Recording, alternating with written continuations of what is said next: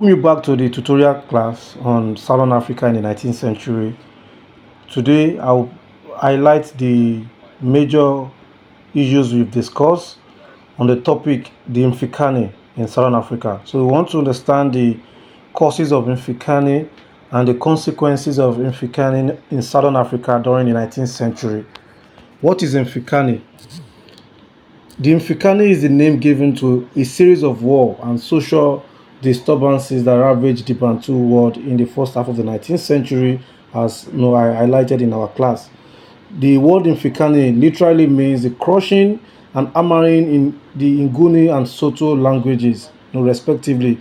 This means that it connotes the experiences of the people, indigenous people who suffered in the course of the wars that actually ravaged the Southern Africa, the conflict that ravaged Southern Africa during the 19th century.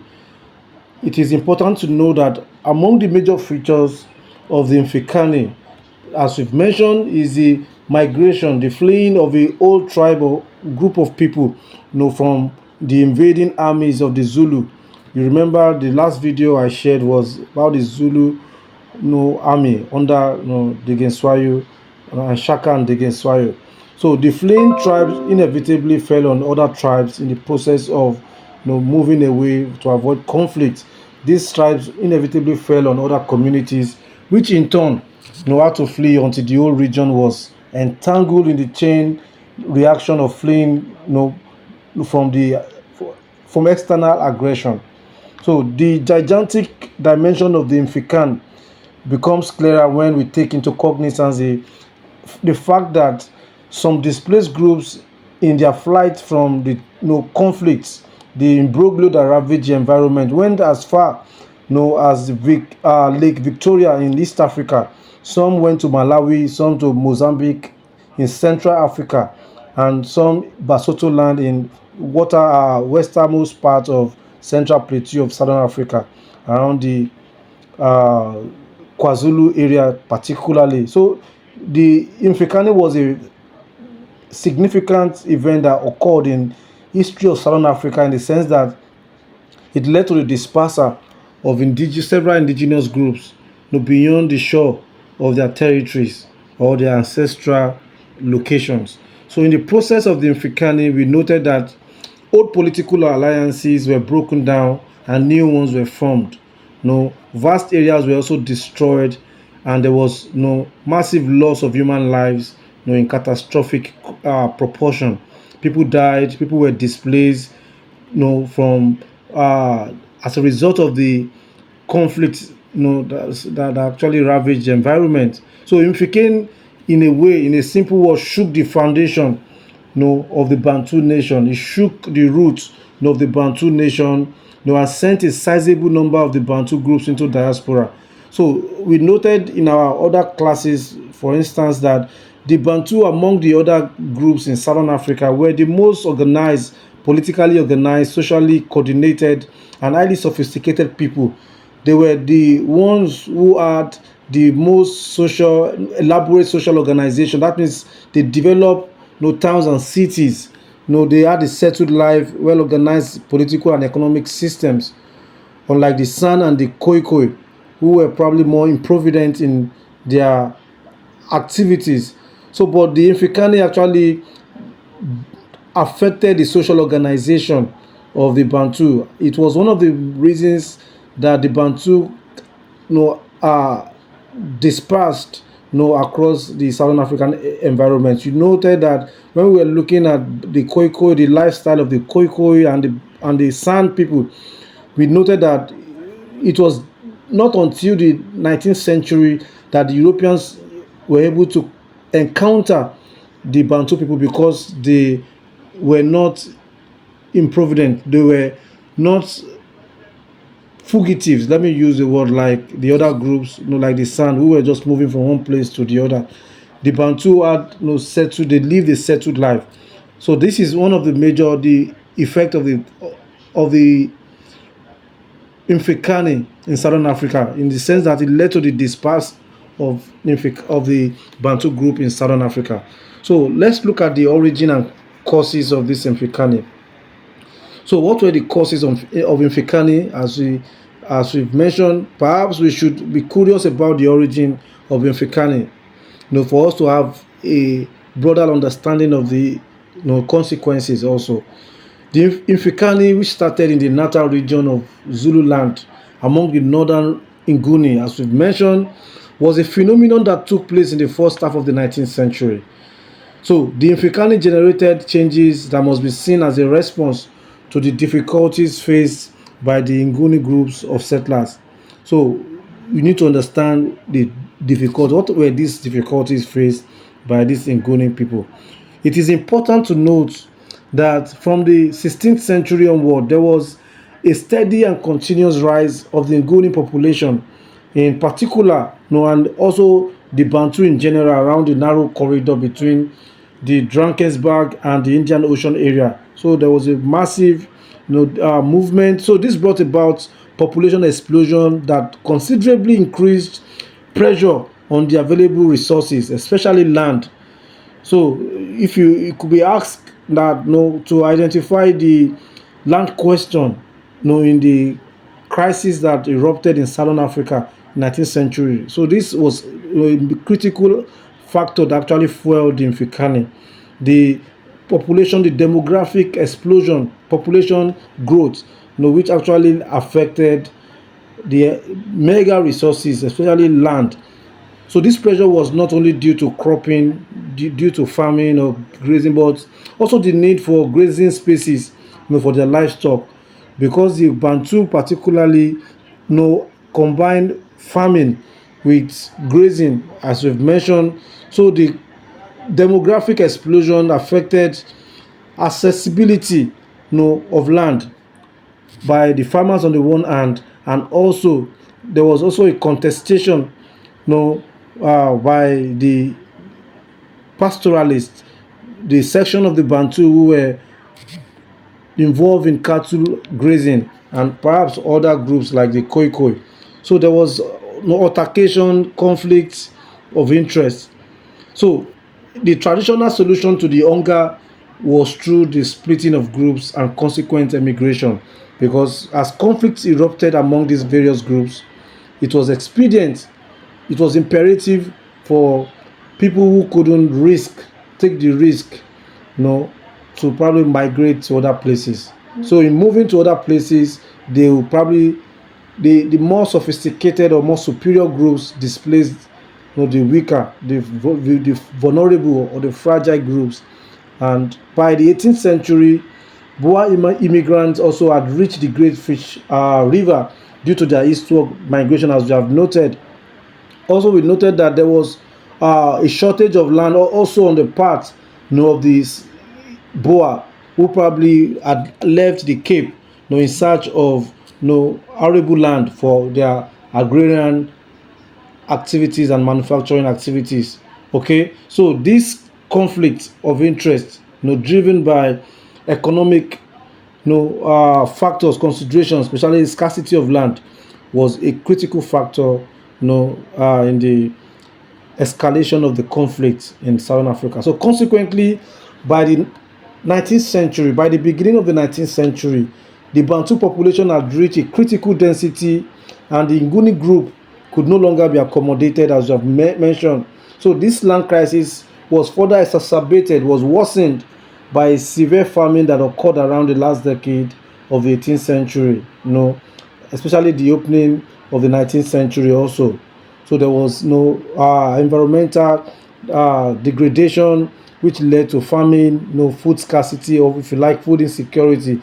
And the quest, for food production, sustainable food production, also, contributed, exacerbated, the land question in Southern Africa. And this resulted in roving bands of starved groups who went about plundering stores, destroying farms. And it was in these circumstances that circumstance of restlessness and violence that the Nguni leader began to adopt together a more draconian method of warfare, a more combative response to the invasion, to external intrusion into their communities, especially against those who were coming to dispossess them of their land. And they also further organized a more complex political system in response to the demand and realities of the environment. We also mentioned that the hunger brought about the appropriation of land of one groups by another. That was clearly noted. The more sophisticated, or superior groups, was were able to eliminate, the weaker groups, all right, or probably expel them from their ancestral land. So this caused clashes between the clans, as one clan swallowed up the other, leading to larger political agglomeration, which we've mentioned. The frequency and the severity and also the intensity of the war within the eastern part of the Drakensberg island, for instance, led to certain changes in the military organization of the tribe. You remember when we were looking at, Shaka and the Amazulu kingdom, one of the key central and indomitable figure that I mentioned was the role played by Diginswayo. So Diginswayo, who was regarded as the most powerful of the Nguni leaders in the area, was credited to have started the utilization of age grades for military purposes. In a way, it was a response to the dispossession of his people, to the exploitation, and dispossession of his people by other groups, which we've mentioned. So instead of the traditional initiation rites, young men within the same age grade bracket were formed into a military regiment of the tribe in a way to, provide adequate response to external intrusion. So this new formation had the advantage of removing the control from their various clans' head while still maintaining the commandery, system associated with people of the same age group.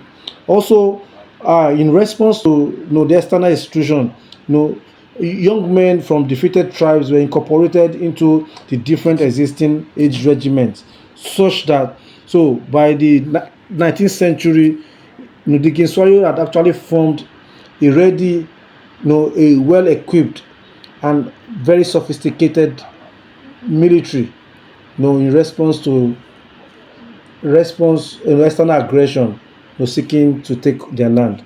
So fighting together on the same side with their either two conquerors infused in most of these, people a sense of belonging and loyalty to a wider unit other than their tribe.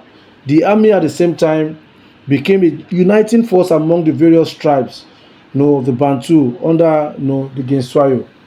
In this way, the Ginswayo, as we've mentioned, also developed an efficient fighting force that could conquer, vast army far and wide.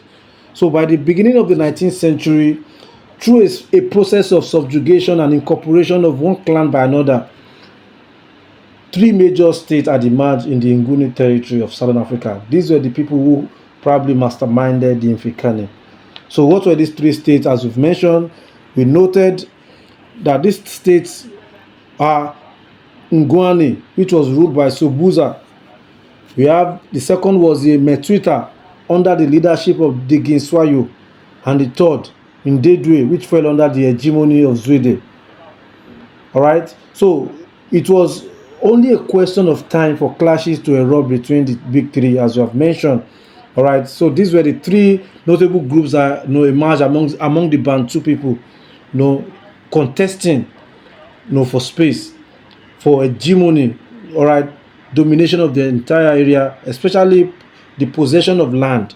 All right, so it was only a question of time, as we've mentioned, that conflict erupted between these big three, and this was the major precursor to the Zulu eruption.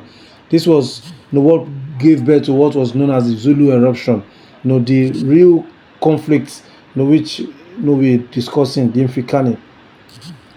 So let's look at the prelude to this Zulu eruption. What were the major causes of this Zulu eruption? And how did it dovetail into, a larger conflict, which is, which is what we're considering. So the first clash was between Sobuza and Zwide in 1817 over the control of the fertile Fongolo Valley River. We've mentioned that. Don't forget that the critical point in the escalation of the conflict, the Mfecane, was the land question. The land question is a critical component of the conflict that erupted in Southern Africa. So it started as a result of the conflict between Sobuza and Zwede over the control of the fertile Fongolo River, which was a means through which people derive water for agricultural and domestic purposes. The Ngwane under the Sobuza's headship were defeated in the process, and rather than remain permanently subjugated by the Indedwe, it chose to move out of the area into the present-day central Swaziland, as we've mentioned. Also, in the course of this movement, they also met several Soto-speaking tribes, which they conquered in piecemeal, and they incorporated them into what became known as the Swazi nation. I told you earlier that in the process of migration, by weaker states, all right, or by stronger states, they conquered and dispossessed, or in most cases eliminated, other groups which were considered more vulnerable or fragile. So with the expelling of Sobuza from the scene, the area was now led for Zwede and Diginswayo for battle of supremacy over the same land question.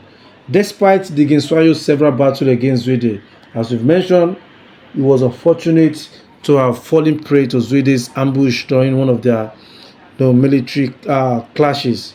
So the death of Diginswayo in 1818 not only saw the fleeing of his troop, but the eventual catastrophic collapse of his empire, the disintegration of his empire. So other tribes that were formerly subject to the Metetua tribe began to assert themselves as a result of this development. So it was in the face of this seemingly unchallenged position of Zwede, who having eliminated his only rival, that Shaka, the king of Zulu, emerged to contest his supremacy. All right, we've treated Shaka and the Amazulu kingdom. All right, so we'll take a few minutes remaining to look at the effect of Mfecane. What were the major effects of Mfecane? The consequence of the wars that took place among the Bantu in Southern Africa during the first half of the 19th century were not only multifaceted, but greatly contributed to shaping the modern history of the region. In some ways, it appears to have been loaded with negative results, of course, but it had also some positive implication on the people. However, if you look at it differently, it is clear to highlight that the Mfecane itself had provoked more changes in Southern Africa, positive changes, all right, so than even the negative factor. So we look at all of this, both the positive and the negative consequences of the Mfecane. The first logical impact of Mfecane was that it considerably reduced the African population, the demography, in very, very devastating dimension. People died. People who ought to have resisted European incursion into their territories, who ought to have provide adequate response to the European exploration and expropriation of their ancestral land, were murdered, were eliminated, by our fellow Africans, by fellow Bantu people. So due to this new warfare introduced by Shaka and imbibed by other state builders of the time, we noted that several Bantus in the regions lost their lives in the course of the war and the raids that characterized the era. So it was a reckless, unnecessary war or conflict between the indigenous tribes in Southern Africa. Rather than confronting, galvanizing their strength and support, solidarity against their common adversary, which were the Boers, the 19th century saw a very devastating conflict between the various indigenous tribes, which led to the population reduction in Southern Africa. Apart from the lives lost, There was the vast destruction of property in the Natal region, which virtually left the area very desolate. Properties, farms were scorched earth. If you have read the work of Emmanuel Cricket, all right, scorched earth, environmental destruction. So there was a massive burning of houses, of farms and properties, especially in the Natal region, which virtually left the towns desolate. A change in the demographic pattern of the southern Africa areas was one of the aftermath of the Zulu eruption. Demographic, in the sense that many older people died, leaving behind the weak, the vulnerable, the fragile, the handicapped, and the young. And this affects the development in the region during the 19th century. So this season of anomy in Southern Africa history brought about the displacement of people, migration, as large population of people fled from their original homes, only to later concentrate in larger groups elsewhere, and also contributing to conflict because they also encountered and some ancestral people where they migrated to, and this actually led to the confrontation and contestation over land. Consequently, we can say that while the southern African area, especially southern area of the region around the Great Fish River, was sparsely populated, the refugees produced by the war, by the conflict, mainly fled northwards and westward, and so they increased the population density in these areas. So, in causing vast expanses of land to be vacant, the Mfecane facilitated the penetration of the Boer, the trekkers into the region, because when in the absence of formidable resistance against the Boers, intrusion into the interior of Southern Africa, no land, free available arable land were just taken by the Boers without any adequate or formidable response by the people. The area, which indeed was about the most fertile part of Southern Africa land, particularly around the Transvaal region and the Orange Free State, saw the inflow of the Boers, who encountered minimal resistance, for instance, in their course of taking possession because of the Mfecane. The indigenous people had eliminated one another, so just paving the way for the Boers to take over the land. So the almost lack of resistance caused by the weakening of African states from incessant warfare, conflict, and depopulation served as a stimulus for the immigrants, the Europeans, the Boers. All right. So this is evident in the report of the search parties sent out by the Boers before embarking on the great trek. As I've mentioned, it was noted that the war that engulfed the region also brought about the erasure of many small tribal states, such as the Ngwane, the Ubi, the Metetwa, the Ndedwe, and Zizi. So you could see, it wasn't just the Mfecane was a catastrophic development event that occurred in Southern Africa. Several large and smaller groups, were probably eliminated. The majority of whom include the Ngwane, the Metetwa, and the Zizi.